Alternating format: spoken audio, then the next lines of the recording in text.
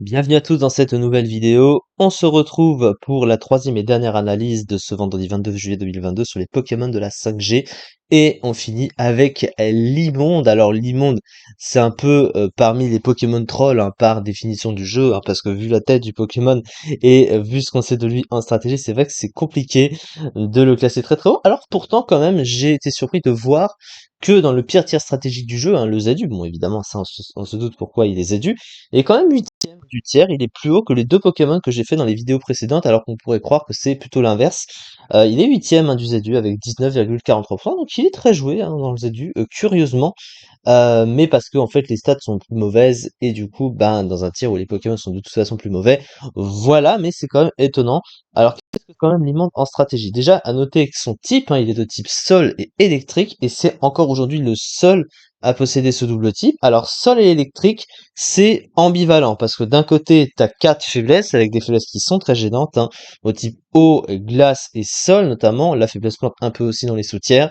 Pour 4 résistances et une immunité, donc il apporte aussi des choses, la résistance au piège de roc, la résistance vol, les résistances poison et acier moins utilisables mais quand même sympa.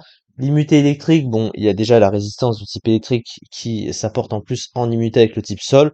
Mais bon, voilà, ça reste une immunité, donc il ne va pas s'en plaindre. Offensivement, bah globalement, c'est un double type plutôt bon offensivement, qui est pas tant résisté que ça.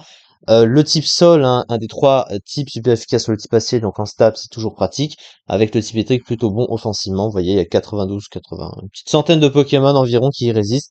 Mais à côté, il est super efficace sur presque 500 Pokémon, donc plutôt pas mal offensif. Mais au niveau des talents, alors on va passer directement dessus. Alors évidemment, voile sable hein, qui augmente l'esquive de 25% sous la tempête de sable, c'est banni à cause de l'augmentation d'esquive. Les deux autres talents, ben échauffement qui immunise le Pokémon à la paralysie, sauf que bah, c'est un Pokémon de type électrique et de type sol en même temps. Donc quelque part, il est déjà immunisé à la paralysie. Bah, avec les types électriques sont immunisés à la paralysie de toute façon.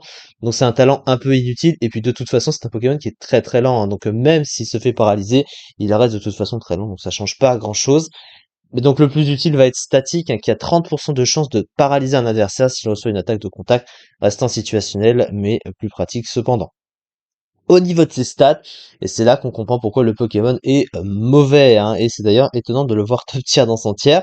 Mais voilà, hein, quand t'as 80 en attaque spéciale et 66 en attaque, 32 en vitesse, une vitesse nulle, des offenses pas suffisantes, alors son bulk reste relativement bon, hein, malgré tout, 109 dans les PV, 84 en défense, 99 en SPDF, il va pas s'en plaindre, mais bon, il est vrai, il tape vraiment pas très fort ce Pokémon, et ça le rend trop passif pour pas grand chose, alors qu'il aurait mérité à taper plus fort.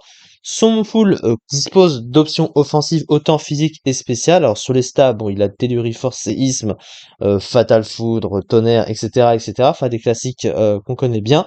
Avec quelques attaques de coverage, Surf, Hydro-Queue, Lame de Roc, Éboulement, Bomber, etc., etc. Ébullition aussi. Donc c'est bon à noter. La Kuba également, hein, une petite priorité. Non, il ne possède pas l'accès à Change Éclair, hein, par exemple, pour un type électrique, c'est assez surprenant. Voilà, c'est juste pour le noter. Alors sur le plan du soutien, alors il a les pièges de roc, voilà. Mais à côté, eh ben, c'est vrai qu'il a pas grand chose. Alors Cage éclair, évidemment, pour un type électrique, c'est logique.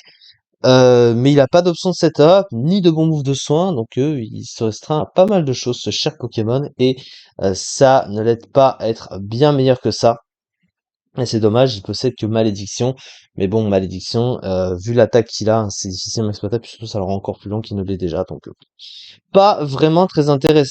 La fiche stratégique, alors de très bons PV couplés à des bonnes défenses, quelques résistances intéressantes, son talent statique ainsi qu'un move pool correct, un double type intéressant dans le tiers, mais comportant 4 faiblesses courantes, notamment au type plante très présent en PU.